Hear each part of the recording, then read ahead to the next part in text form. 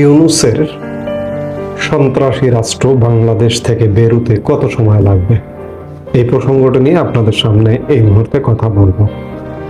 বাংলাদেশ ক্রমেই সন্ত্রাসবাদী রাষ্ট্রের দিকে ধাবিত হচ্ছে, জঙ্গি রাষ্ট্রের অভিমুখে ধাবিত হচ্ছে। এই বিষয়টি এর মধ্যে ব্যাপক আলোচিত বিষয় এবং এই সময় গত কয়েকদিন ধরে আরো বেশি আলোচিত হচ্ছে।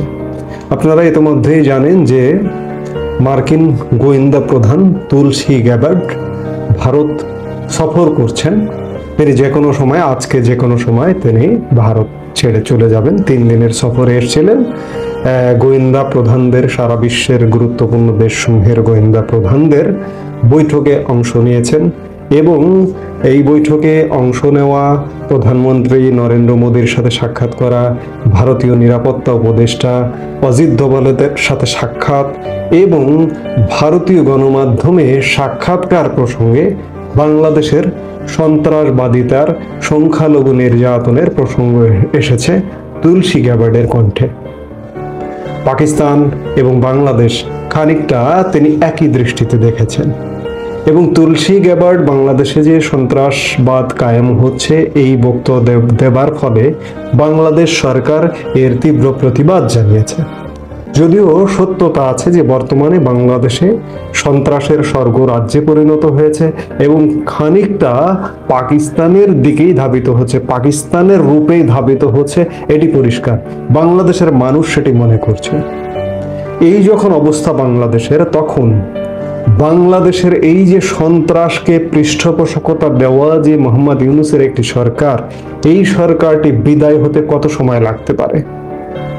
খুব বেশি না, 10 মিনিট।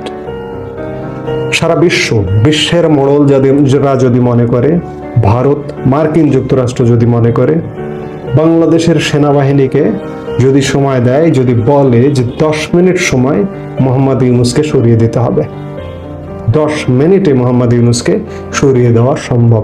কারণ আমি বিশ্বাস করি না যে বিশ্ব ধেয়ে আসবে বাংলাদেশের দিকে। আর এই মোহাম্মদ ইউনূসের জন্য বাংলাদেশের সামরিক বাহিনী, সশস্ত্র বাহিনী বিশ্বের দিকে তাক করে থাকবে কিংবা বিশ্বের দিকে, বিশ্ব বৈশ্বিক সামরিক বাহিনীকে মোকাবেলা করার জন্য রেডি থাকবে, এটি বিশ্বাস করি না। আমি আজকে আর এক বক্তব্যে একটা কথা বলেছিলাম যে বাংলাদেশে যে অবস্থা চলছে, এতে করে ইরাকের মতো 2003 সালে সন্ত্রাসবাদের অভিযোগে মার্কিন যুক্তরাষ্ট্রের নেতৃত্বে বহুজাতিক যে একটা হামলা হয়েছিল, সেরকম পরিস্থিতি কি বাংলাদেশে ঘটবে? আশার কথা হচ্ছে যে সেরকম পরিস্থিতি বাংলাদেশে ঘটবে না। কারণ ইরাকের প্রেক্ষাপট আর বাংলাদেশের প্রেক্ষাপট সম্পূর্ণ ভিন্ন। কারণ ইরাকে সেই সময়ের রাষ্ট্রপ্রধান বা সরকার প্রধান যিনি ছিলেন, তিনি প্রায় 2 দশকের বেশি সময় দায়িত্বে ছিলেন। এই 2 দশকের দায়িত্বে থাকা একজন মানুষ খুব স্বাভাবিকভাবেই কেউ যদি তাকে হুমকি দেয়, প্রতিরোধ করে, তিনিও পাল্টা প্রতিরোধ করবেন।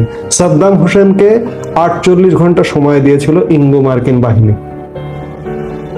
সাদ্দাম হোসেন সেই সময়কে মাথায় নেননি, তিনি প্রতিরোধ গড়ে তুলেছিলেন, যার কারণে ইঙ্গো মার্কিন বাহিনী, বহুজাতিক বাহিনী, আরো বিভিন্ন দেশের সম্মিলিত বাহিনী ইরাকে হামলা করেছিল।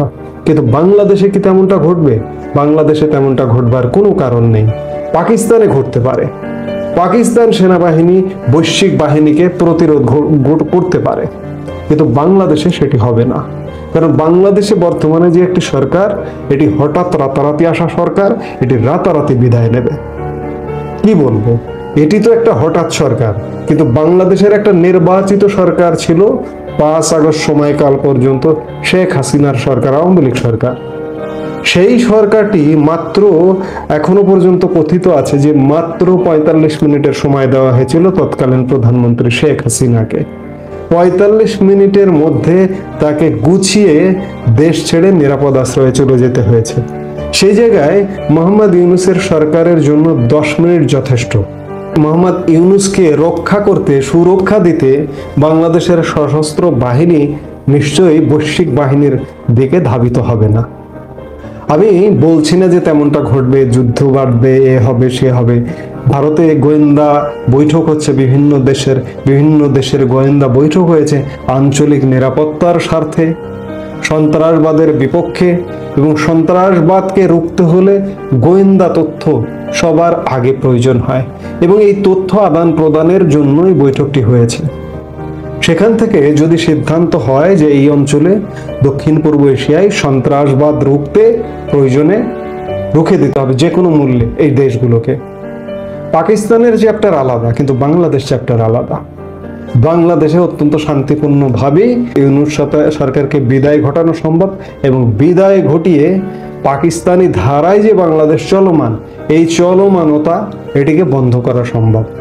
কাজেই বাংলাদেশের মানুষের আতঙ্কিত হবার কিছু নেই। আমরা সাময়িক একটা কষ্টের মধ্যে আছি, সাময়িক সমস্যার মধ্যে আছি। যে কোনো সময় বাংলাদেশের মোড় ঘুরে যেতে পারে, শান্তিপূর্ণ উপায়ে বাংলাদেশের মোড় ঘুরে যেতে পারে। শান্তিপূর্ণ উপায়ে ঘুরবার একমাত্র উপায় এই যে মোহাম্মদ ইউনূসের সরকার। মোহাম্মদ ইউনূস সরকার 7.5 মাস হয়ে গেছে। শুরু থেকে এই সরকারের যেটি লক্ষ্য করা গেছে, জঙ্গিবাদকে পৃষ্ঠপোষকতা দেওয়া, সন্ত্রাসবাদকে পৃষ্ঠপোষকতা দেওয়া। তো এই যখন পৃষ্ঠপোষক একটি সরকার, সেই সরকারটিকে বিদায় ঘটাতে হবে। এই বিদায় ঘটানোর জন্য 10 মিনিটের সময় যথেষ্ট। ক্যান্টনমেন্ট থেকে একটা শাহী এলান আসবে ইউনূসের কাছে যে আপনি রিজাইন দিন, সাথে সাথে রিজাইন হয়ে যাবে। কাজে এই বাংলাদেশের সমস্যাটা কিন্তু যে কোনো মুহূর্তের মধ্যে, এই যে আজকে যে মুহূর্তে কথা বলছি, এখন থেকে 3 ঘন্টা পরে দেখা যাচ্ছে বাংলাদেশের সমস্যার সমাধান হয়ে গেছে। এমনটাই কিন্তু হবে। বাংলাদেশের সমস্যার সমাধান খুব শীঘ্রই এবং যে কোনো মুহূর্তে হয়ে যেতে পারে। কাজেই বাংলাদেশের মানুষের বিশাল চিন্তার কোনো কারণ নেই, স্বস্তিরও কারণ নেই। কারণ আমাদের যে সময় যাচ্ছে, প্রতিটা সময় যাচ্ছে, প্রতিটা মিনিট, প্রতিটা ঘন্টা, প্রতিটা দিন বাংলাদেশের মানুষের মধ্যে উদ্বেগ, উৎকণ্ঠা, আতঙ্কের মধ্য দিয়ে কাটছে। এই সময়টি যত দ্রুত অবসান হয়, ততই বাংলাদেশের শান্তির প্রিয় মানুষের জন্য মঙ্গল। এই মুহূর্তে এ পর্যন্তই। সবাই ভালো থাকুক, তবে যে কোনো মূল্যে এই দেশগুলোকে। পাকিস্তানের চ্যাপ্টার আলাদা, কিন্তু বাংলাদেশ চ্যাপ্টার আলাদা। বাংলাদেশে অত্যন্ত শান্তিপূর্ণভাবেই ইউনূস সরকারকে বিদায় ঘটানো সম্ভব এবং বিদায় ঘটিয়ে পাকিস্তানি ধারায় যে বাংলাদেশ চলমান, এই চলমানতা এটিকে বন্ধ করা সম্ভব। কাজেই বাংলাদেশের মানুষের আতঙ্কিত হবার কিছু নেই। আমরা সাময়িক একটা কষ্টের মধ্যে আছি, সাময়িক সমস্যার মধ্যে আছি। যে কোনো সময় বাংলাদেশের মোড় ঘুরে যেতে পারে, শান্তিপূর্ণ উপায়ে বাংলাদেশের মোড় ঘুরে যেতে পারে। শান্তিপূর্ণ উপায়ে ঘুরবার একমাত্র উপায় এই যে মোহাম্মদ ইউনূসের সরকার। মোহাম্মদ ইউনূস সরকার 7.5 মাস হয়ে গেছে। শুরু থেকে এই সরকারের যেটি লক্ষ্য করা গেছে, জঙ্গিবাদকে পৃষ্ঠপোষকতা দেওয়া, সন্ত্রাসবাদকে পৃষ্ঠপোষকতা দেওয়া। তো এই যখন পৃষ্ঠপোষক একটি সরকার, সেই সরকারটিকে বিদায় ঘটাতে হবে। এই বিদায় ঘটানোর জন্য 10 মিনিটের সময় যথেষ্ট। ক্যান্টনমেন্ট থেকে একটা শাহী এলান আসবে ইউনূসের কাছে যে আপনি রিজাইন দিন, সাথে সাথে রিজাইন হয়ে যাবে। কাজে এই বাংলাদেশের সমস্যাটা কিন্তু যে কোনো মুহূর্তের মধ্যে, এই যে আজকে যে মুহূর্তে কথা বলছি, এখন থেকে 3 ঘন্টা পরে দেখা যাচ্ছে বাংলাদেশের সমস্যার সমাধান হয়ে গেছে। এমনটাই কিন্তু হবে। বাংলাদেশের সমস্যার সমাধান খুব শীঘ্রই এবং যে কোনো মুহূর্তে হয়ে যেতে পারে। কাজেই বাংলাদেশের মানুষের বিশাল চিন্তার কোনো কারণ নেই, স্বস্তিরও কারণ নেই। কারণ আমাদের যে সময় যাচ্ছে, প্রতিটা সময় যাচ্ছে, প্রতিটা মিনিট, প্রতিটা ঘন্টা, প্রতিটা দিন বাংলাদেশের মানুষের মধ্যে উদ্বেগ, উৎকণ্ঠা, আতঙ্কের মধ্য দিয়ে কাটছে।